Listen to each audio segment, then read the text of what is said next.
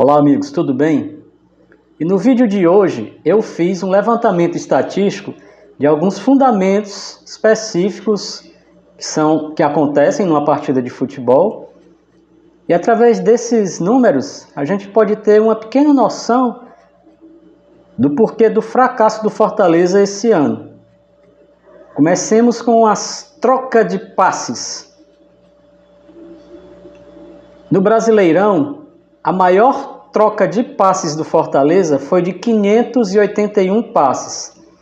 E esse jogo foi contra o Vitória, lá da Bahia, em Salvador, e o Fortaleza perdeu. A segunda maior troca de passes do Fortaleza, 439 passes, foi contra o Internacional e esse jogo saiu empate. A terceira maior troca de passes do Fortaleza foi contra o Cruzeiro, 416 passes trocados, e o Fortaleza perdeu a partida.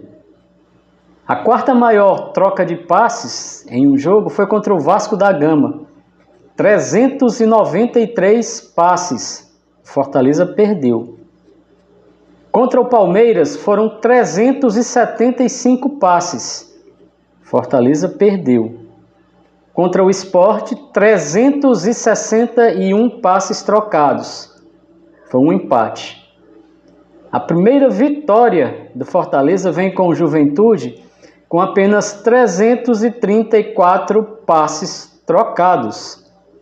Eu estou falando primeira, que eu coloquei na ordem decrescente dos passes. Então o Juventude está à frente do Fluminense, mas a primeira vitória foi contra o Flu. Contra o São Paulo, foram 327 passes trocados. O Fortaleza só empatou. E contra o Fluminense e o Mirassol, foram os dois menores trocas de passes. Contra o Fluminense, apenas 282 passes trocados. E o Fortaleza venceu. E a menor quantidade de passes trocados foi contra o Mirassol, 257 passes. E foi um empate.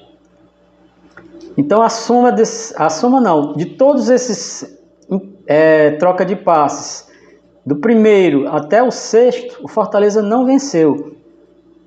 Então ficar trocando passes não é o jogo do Fortaleza, porque são passes que não são produtivos. Quando o Fortaleza ganhou, foram poucos passes trocados, mas objetivos. Agora vamos para aqui um outro item que é interessante também, a posse de bola. Contra o Vitória foi a maior posse de bola do Fortaleza nesses 10 primeiros jogos do Brasileirão, 60%. E o resultado, Fortaleza perdeu.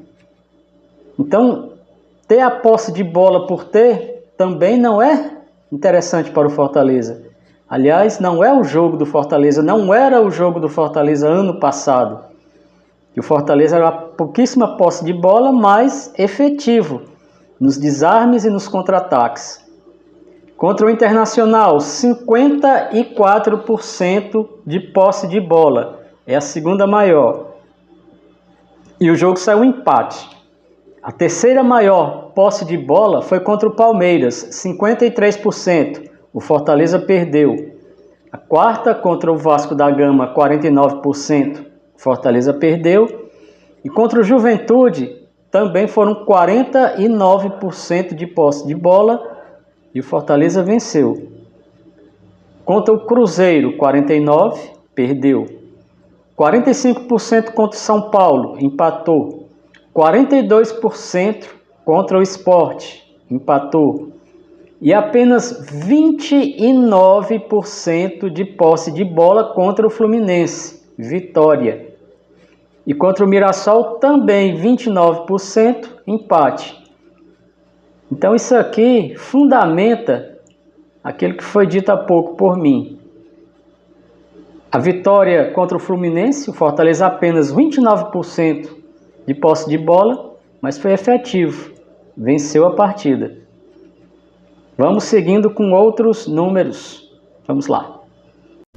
Bem, continuando. Agora a gente vai ver a precisão dos passes. Olha só o Vitória na frente aí do Fortaleza nesses quesitos todos. Contra o Vitória foi o melhor percentual na precisão dos passes, 90% de acerto. Segundo foi contra o Internacional, 87%. Terceiro contra o Cruzeiro, 86% de acerto. Contra o Palmeiras, 83% na precisão dos passes. Depois, Vasco da Gama, 82% de precisão. Contra o São Paulo foi 81%. Contra o Juventude, 79%. Foi vitória. Contra o Fluminense, 76% de precisão de passes. Também foi vitória. Contra o Sport, 76%, um empate.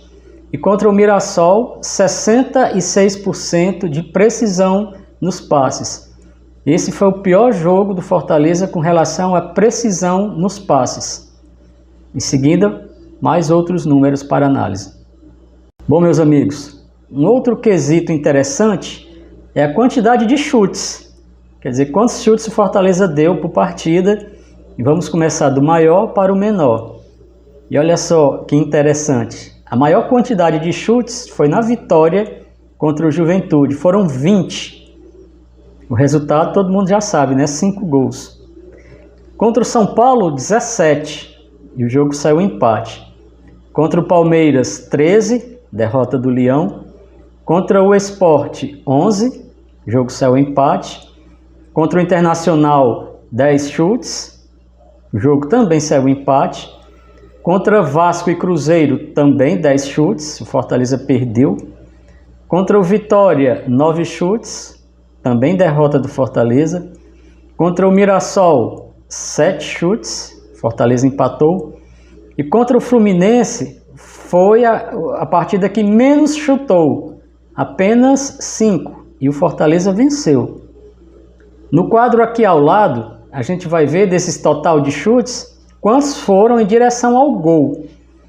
Então, do Juventude, os 20 chutes, 13 foram em direção ao gol. E o Fortaleza goleou nesse dia. Foi 5-0. Contra o Palmeiras, foram 5 chutes em direção ao gol. Contra o Vitória, 4. Contra o Vasco da Gama, 3. Contra o Fluminense, apenas 3. E o Fortaleza venceu. Então foi muito efetivo. Não teve posse de bola e foi muito efetivo com relação aos chutes sem gol. Quer dizer, foram 3 e 2 ele acertou. Contra o Mirassol, 3. Esse jogo saiu empate. Contra o Internacional, apenas um chute a gol. Também saiu empate. Contra o Cruzeiro, a partida para esquecer, apenas um chute em direção ao gol e o Fortaleza perdeu. Contra São Paulo, também somente um. E contra o Sport, também um. Então, diante desses números todos, e comparando com o ano passado, que o Fortaleza ele não tinha a posse de bola. Ele tinha uma defesa muito sólida, um meio-campo que marcava, roubava as bolas e servia os atacantes, deixando as defesas adversárias em polvorosa, quer dizer, não preparadas, e aí surgiam os gols e muitas vitórias do Fortaleza. Ano passado o Leão não perdeu no Castelão. E nesse esquema do Vojvoda, está fazendo falta um jogador que era fundamental, o Hércules, porque além de desarmar, ele tinha um bom passe e também comparecia na área, finalizando, fazendo gols.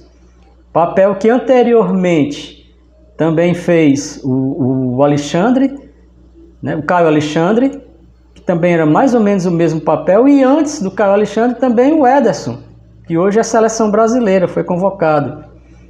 Quer dizer, volantes com bastante categoria, bons no desarme e bons na rapidez da passagem do meio-campo para o ataque, proporcionando surpresa ao adversário e fazendo com que o Fortaleza marcasse gols. Então essa é a grande diferença do Fortaleza de tempos passados para o time atual, que não tem esse jogador que faça esse papel.